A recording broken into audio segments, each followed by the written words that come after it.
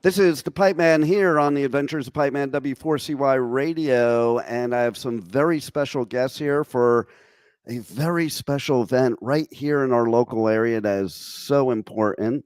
So let's welcome to the show the cast and director of Latter Days. How are you? Doing very well, thank you. Very good. Wonderful. Thanks for having us today. Oh, it's my pleasure, and it's great why you're here in South Florida, and we're going to talk about that. First, let's all you could all introduce yourselves to the listeners. This is CJ Cox, the writer-director of Latter Days. And this is Wes Ramsey, the star of Latter Days, and the incomparable Jacqueline Bisset. Nice. Plays Lila in the movie. So let's start first with talking a little bit about the movie to give a little bit of back info for all the listeners of why we're here today. Sure. So for those who haven't seen Latter Days, it's the story of a very closeted gay Mormon missionary who winds up in Los Angeles and encounters the very sort of stereotypical West Hollywood gay party boy who's played by the gorgeous Wes Ramsey. And it causes sort of repercussions throughout both of their lives that cause them to question not only their faith and their view of the world, but the very nature of love and relationships. Very cool. And it's also a funny romantic comedy too. Well, that helps too. And if I'm correct, this is like the 20th anniversary. Is that right? It is. It is indeed. Mm-hmm. 20 wow. years. Does that blow your mind? Like 20 years? Who would think, right? It feels like a reunion tour that we're on right now. Like we got the band back together. Absolutely. I know that feels like we broke up. It was a really fun shoot. They were the boys were great. The director was great. It was really very close knit and just loving. Crazy how time flies. Yeah, and it's great for an event like this to be able to relive some of those memories, because just talking about it brings it back so much. There's so much immediacy to the time that we all spent together in this sort of great adventure that we went on, which not only encompassed the shooting of the movie, but then kind of promoting it and doing a tour of film festivals. So we were together for a good year. Yeah, it was great. It was just great. See, I love hearing when you're doing stuff like that you're also having fun doing it, because that's the key, right? Oh, absolutely. Yeah. Well, when it's a group of good people and you also believe in the work you've done in a project like this, and you've had fun together, then it feels like you've gone off to camp together, and then you get to like come back together and celebrate camp all over again. Yeah. And the enthusiastic audiences. I mean, just mind-boggling. Just absolute people just rapt looking at the screen. Really attentive, really moved, very beautiful. See, that's amazing. And how would you say in the past 20 years, would you say that Latter Days would have an impact now compared to 20 years ago? Well, it's funny because I wanted to think that 20 years later we would sort of look at that film as something of a novelty and say that, oh yeah, it's great that we're past all of those issues, that we sort of moved past that as a society. And in some ways it's a little frustrating that a lot of the issues that were presented in the movie about oppression and judgment and religious oppression, but we can also sort of put that into the realm of politics too, that a lot of those issues are still really prevalent, and maybe even more so than they might have been 20 years ago. Yeah, well, when you talk about the politics part of it, for sure, I think it's way more polarized now than it was then, which kind of blows my mind that we have to come 20 years later to be even more polarized and try to go back to a time that we should have never lived to begin with. Exactly. Yeah, well said. So you're down here in Fort Lauderdale for this amazing event, Back to Drive 2. Tell us about the event. Well, the event, we were invited by the Stonewall Film Archive down here to celebrate the 20th anniversary of this. So we're really excited to be able to revisit the movie with, these fabulous people, but also within a group that I think is really important, because especially when you look at, not to make it too political, but bringing it back to the political scene in Florida right now, I think making our voices and our stories heard is more important than ever. Oh, no doubt about it. As somebody who lives here, who has, children here, grandchildren here, I think what's been happening the past few years politically with the powers that be in this state is absolutely ridiculous when it comes to the education system, and like, I think kind of like hiding it more than it was ever being hidden, and to take books out of schools. Like, I think kids should be exposed to everything, that is, as long as it's not something bad, but exposed to all kinds of things so that they can be well developed instead of preaching, to be blunt, hatred. Exactly. And just being exposed to a number of different opinions and people. And I think the more that people growing up are exposed to those things, the less judgmental and the more just society becomes. And so I believe that it's, that hopefully we can play a small part in that.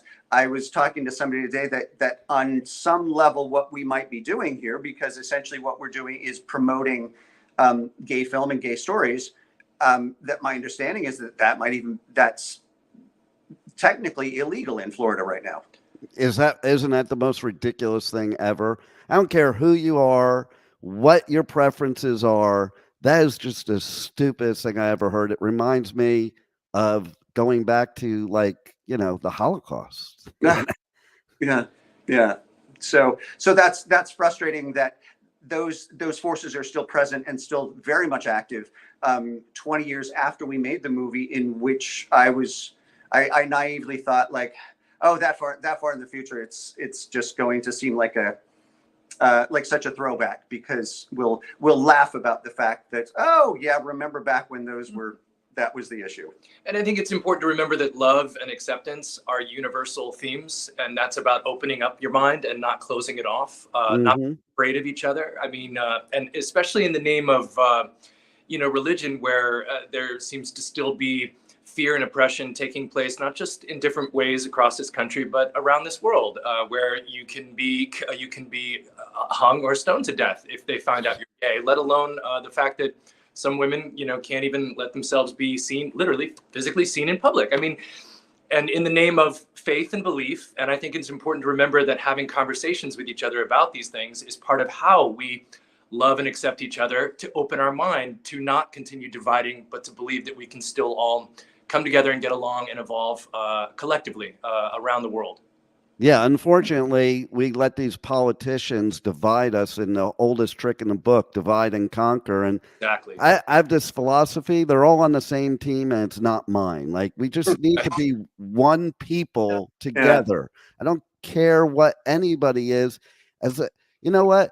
People spend so much time, especially here in Florida, worrying about things that don't affect their life in any way, shape, or form. Like, I don't even understand how it would bother somebody what somebody else does in their love life. Exactly. Yeah.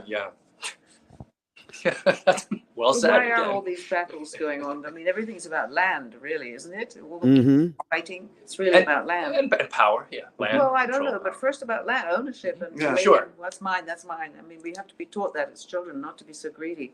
Exactly. There's such a greed thing going on. It's just ghastly.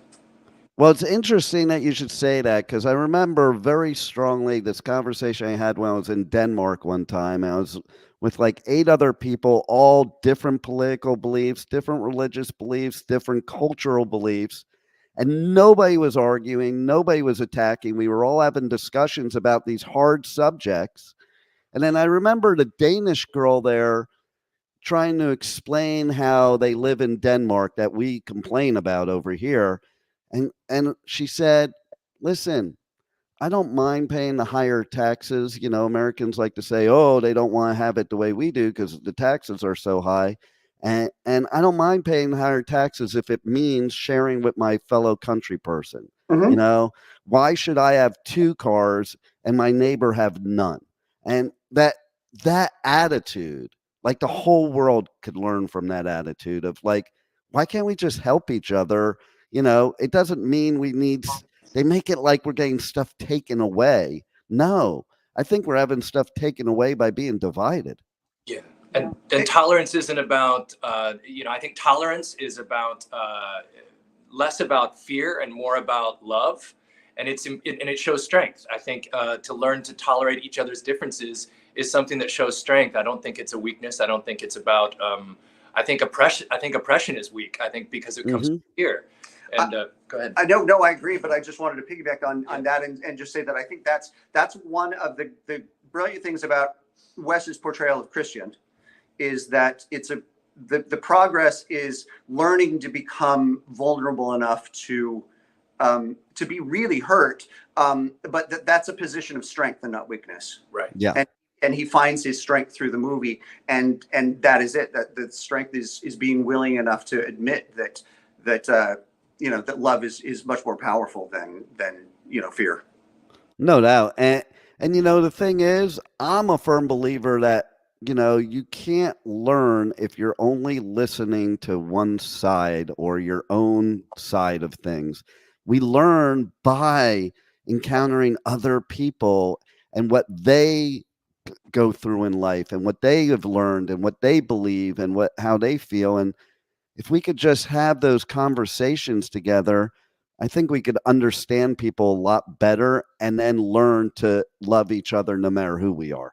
Mm-hmm. Well said. So let's talk more about back to Drive 2. Tell us more about the event, and it's obviously it's going on tonight, 6 p.m. In Wilton Manors. What else do we want to know about it? First of all, I'm not sure whether there's still tickets available, but I would encourage anybody to, hopefully, if you're interested in attending, check out the website. And I know that we are going to be screening scenes from the movie, and then we will be doing a panel discussion about that, along with our producer, Kirkland Tibbels, who couldn't be on the interview. Very nice. And is there anything that you want to cover about Latter Days, about the event, about any of you, or anything we talked about that we haven't covered already? Well, I think that one of the things that we've been talking about is the fact that I think the movie still holds up, and we are still. I mean, I know that I am still intensely proud of it. And so if you haven't seen it, actually you should, because these universal themes, that's the reason we're talking about it 20 years later, is like all great films, it has held up well because it still is affecting young people today that have never seen it before, people that are rewatching it and sharing it with their family members that had never heard about it 20 years ago when it came out. It's very successful. Yeah, in that sense. And so it's almost like the slow burn success that's never gone away.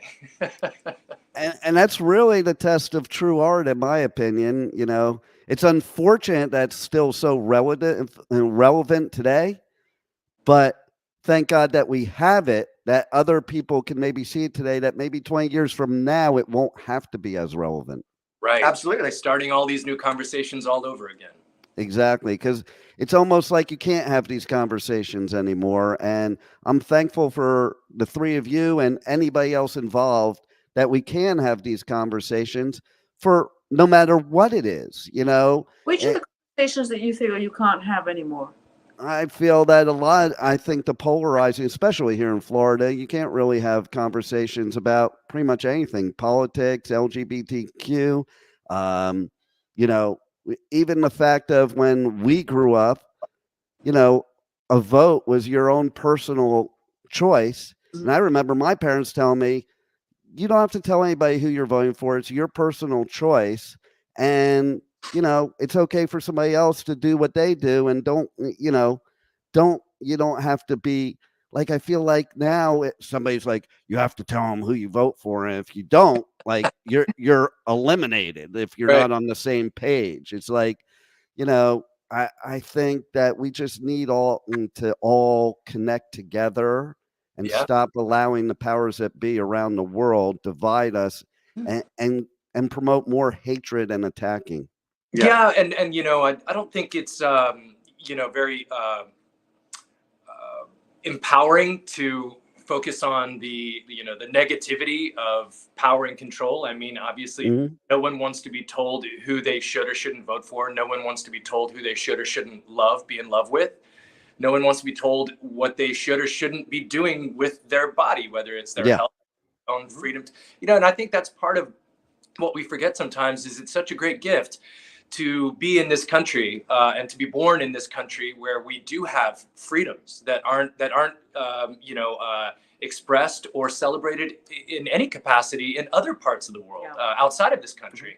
True. And it is a gift, and it's important for us to exercise our freedoms with each other to find get along and find balance and equality in spite of all the division. And I think that's part of what Latter Days has a wonderful ability to do as a little movie, is remind people that there's power and transcendence in love and acceptance. 100%. Exactly. Well, you guys are amazing. I'm very thankful that we have your movie for, people today and all through the years and even 20 years from now. I'm thankful that you're down here in South Florida to kind of create some unity, some love from an event that I think is very important. Well, thank you. It's a pleasure to be here, and it is also just a great opportunity for us to sort of relive just this fantastic adventure that they were wonderful enough to come along on the ride with me. Well, it's amazing that you seem so connected too. So that's the artist in all of you, that you created this great piece of art because you worked together. And that's the key. Yeah. Well said. Yeah. Thank you for being on the Adventures of Pipeman. Well, thank you so much for having us. My pleasure.